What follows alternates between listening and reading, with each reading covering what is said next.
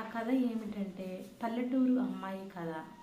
అయితే ఒక గ్రామంలో రామాపురం అనే గ్రామంలో ఒక దంపతులకి నీరజ్ అనే కుమారుడు పుడతాడనమాట. ఇంతవాడు అంతవాడు పెద్దవాడు అయిన తర్వాత సిటీకి వెళ్ళి బాగా చదివి సాఫ్ట్వేర్ అవుతాడు. అయిన తర్వాత తల్లి అంటే చాలా ఇష్టం అనమాట నీరజ్కి. తండ్రి ఎప్పుడు మందలిస్తూ ఉంటాడు నీరజ్ని, కానీ ఎక్కువ తండ్రిని ఇష్టపడ్డాం. తల్లి అంటేనే ఇష్టం నీరజ్కి. అయితే ప్రతి విషయం తల్లితోనే షేర్ చేసుకుంటాడు నీరజ్. అయితే తల్లి మనసు అర్థం చేసుకొని అన్ని విషయాలు చెప్తూ ఉండగా పెళ్లి వయసు వచ్చిన తర్వాత ఇదివరకు చిన్నప్పటి నుంచే వాళ్ళ ఫ్రెండ్కి మాట ఇస్తుంది అనమాట. అంటే వాళ్ళది పల్లెటూరు కాబట్టి పల్లెటూరు అమ్మాయి నుంచి పెళ్లి చేయాలని ఒక ఫ్రెండ్ దగ్గర మాట తీసుకుంటుంది తల్లి. అయితే నీరజ్కి తెలియకుండా పెళ్లి సంబంధం కుదిరించింది. సరేనని చెప్పేసి నీరజ్కి ఇష్టం లేకపోయినా ఇద్దరికి ఇచ్చి పెళ్ళి చేస్తారనమాట. పెళ్ళి అయిన తర్వాత వేరే ఊరి సిటీకి ఫ్యామిలీ పెడతారనమాట. పెట్టిన తర్వాత కనీసం నీరజు అలెక్కితో అసలు ఏమి మాట్లాడనమాట. కనీసం మాట్లాడటం కానీ చేసి పెట్టిన టిఫిన్ కానీ ఏమీ తినకుండా ఉంటాడనమాట. బావా, నువ్వు ఎందుకు ఇలా ఉంటున్నావు? నేను ఏదన్నా వండి పెట్టినా నువ్వు తినటం లేదు, అయినా సరే నేను ఓపికగా వింటున్నాను అని చెప్పేసి అని అంటదనమాట.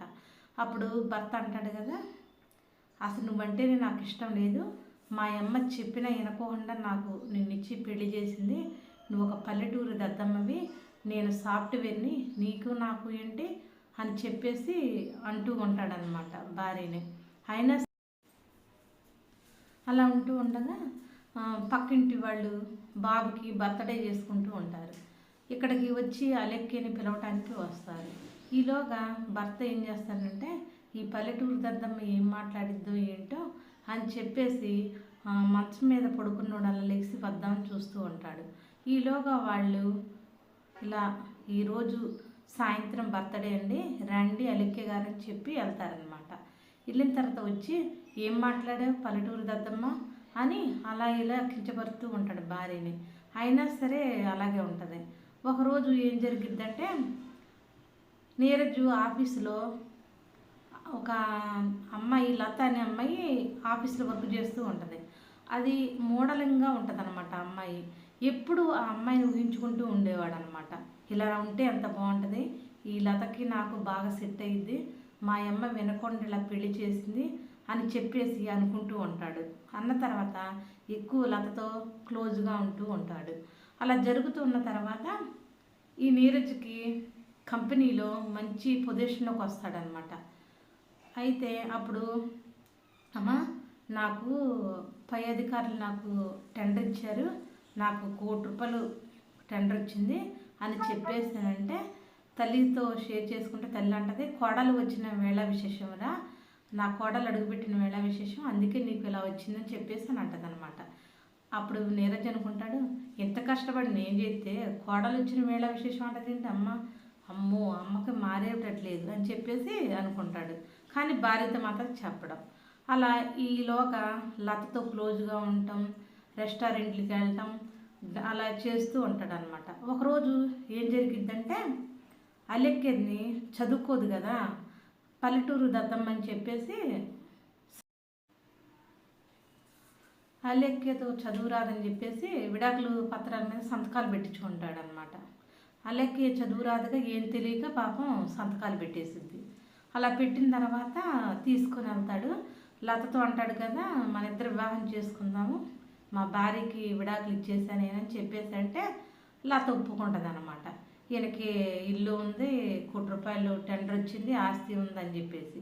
ఇక అయిన తర్వాత ఈలోగా తల్లిదండ్రులు కొడుకను కోడలు ఏం చేస్తున్నారని చెప్పేసి ఇక్కడికి వస్తారనమాట. కోడల దగ్గరికి కొడుకు, కానీ కొడుకు ఆ రోజు రాడు. ఇక లెక్కి అంటది కదా, కానీ మనసులో బాధ ఏం చెప్పుకోదనమాట అత్తగారికి మామగారికి. అప్పుడు కొడుక్కి ఫోన్ చేసి మందలిస్తారనమాట, ఏంటి ఇంకా రాలేదు, ఇంత పెద్ద సిటీలో ఒక్కతే ఎలా ఉంటుందని గద్దిస్తారు. గద్దిస్తే వస్తున్నానులే అని చెప్పేసి అని చెప్తాడనమాట. తెల్లారి వస్తాడు, వచ్చేదాకా చూస్తారు తల్లి అని తండ్రి కలిసి. వచ్చి అంటారు కదా, ఏంట్రా మీ ఇద్దరేంటి అన్యోన్యంగా ఉన్నట్లేరు, మీరు ఎలా ఉన్నారేంటి అని కొడుకుని అడిగిద్ది తల్లి. అడిగితే తల్లితో అంటాడు కదా కొడుకు, నువ్వు నాకు ఇష్టం లేకుండా ఈ పల్లెటూరు దద్దం నోటి పిచ్చి పెళ్లి చేసావు, నాకు ఎంతో స్టైల్గా మోడలింగ్గా ఉండాలి అమ్మాయి కావాలని నేను కోరుకుంటుంటే అని చెప్పేశానంటే తల్లి కొడుకుని చెంప మీద ఒక్కటిచ్చి, ఏంట్రా నీకు ఎలాంటి అమ్మాయి కావాలో నాకు తెలియదా, నేను చేసింది నేను ఆలోచించి నీకు పెళ్లి చేశాను, నువ్వు కుదురుగా ఉండకోకుండా ఇలా చేస్తావా, అయినా నీ కోడలు నీకు ఇష్టమైతే నువ్వు తీసుకెళ్ళిపోమ్మా, నాకొద్దు, ఆల్రెడీ నేను విడాకులు ఇచ్చేసాను, అల్లెక్కకి సంతకం కూడా పెట్టించుకున్నా అంటే, పిచ్చి మొహోడా చదువు రాదని అలా సంతకం పెట్టించుకుంటావా నువ్వు, అసలు నువ్వే నాకు వద్దురా కొడుకువి, కూతురైనా కొడుకైనా నాకు కోడలే అని చెప్పేసి కోడలు తీసుకొని ఆ పల్లెటూరుకి వెళ్ళిపోద్ది అనమాట. వెళ్ళిపోయిన తర్వాత వీడు ఆ లతతో పెళ్లి చేసుకొని హాయిగా అలా కొంతకాలం చేస్తూ ఉంటాడనమాట. ఆ ఇల్లు నీరజ్ ఉన్న ఇల్లుని కూడా ఆ పెళ్ళి అయిన కొత్తలో బర్త్డే ఫంక్షన్కి దాని పేరు రాస్తాడనమాట, లతా పేరును. రాసేసరికి లతాకి కొమ్ములు వస్తాయి బాగా. ఇక ఈలోగా నీరజ్కి టెండరు పోయిద్ది, అక్కడ ₹1,00,00,000 మళ్ళీ నష్టం వచ్చింది, ఆ ఆఫీస్లో నుంచి తీసేస్తారు నీరజ్ని. ఇక ఆ ఇంట్లో ఇద్దరు ఉంటూ ఉంటారు, కానీ తినటానికి కూడా గడవదనమాట. కానీ ఈ లత భర్త మనసుని అర్థం చేసుకోదు, ఒక్కరోజు కూడా తిన్నవా అని అడగదు, ఎంతో కష్టపడి ఎంత చేసినా కూడా మంచిగా ఉండదన్నమాట. ఒకరోజు లతని హెచ్చరిస్తాడనమాట, నేను ఇంత కష్టపడి నేను ఇలా చేస్తుంటే ఒక్కరోజైనా తిన్నవా అని అడగవేంటి లత, నీ షోకులు ఆ లిప్టిక్లు ఇవే కావాలి నీకు ఎంతవరకు అని చెప్పేసి గద్దెస్తాడనమాట లతని అంటది, నువ్వెంత తక్కువ, ఫస్ట్ పెళ్లి చేస్తే పల్లెటూరు అమ్మాయినని తెలియకుండా సంతకం పెట్టించుకొని విడాకులు లేదా, నువ్వు నన్ను స్టైలు ఇవన్నీ చూసేగా నన్ను చేసుకుంది, అయినా నాకు అవన్నీ అనవసరం నేరది, నాకు డబ్బులు కావాలి, ఉంటే ఇవ్వు 2,00,000 నేను బ్యూటీ పార్లర్కి వెళ్ళాలి అని చెప్తూ ఉంటుంది. ఇదేనా నువ్వు అర్థం చేసుకుంది నన్ను అని చెప్పేసి, ఉంటే ఉండు ఇంట్లోంచి వెళ్ళిపోమని భర్తను అంటది అనమాట. భర్త అంటాడు కదా, భార్య అంటది, నువ్వు మర్చిపోయేవేమో, బర్త్డే ఫంక్షన్కి ఇల్లు నాకే రాసిచ్చావు, ఉంటే ఉండు నువ్వే ఇంట్లోంచి వెళ్ళిపో, నీకు నేను విడాకులు ఇస్తున్నానని లత అంటది అనమాట.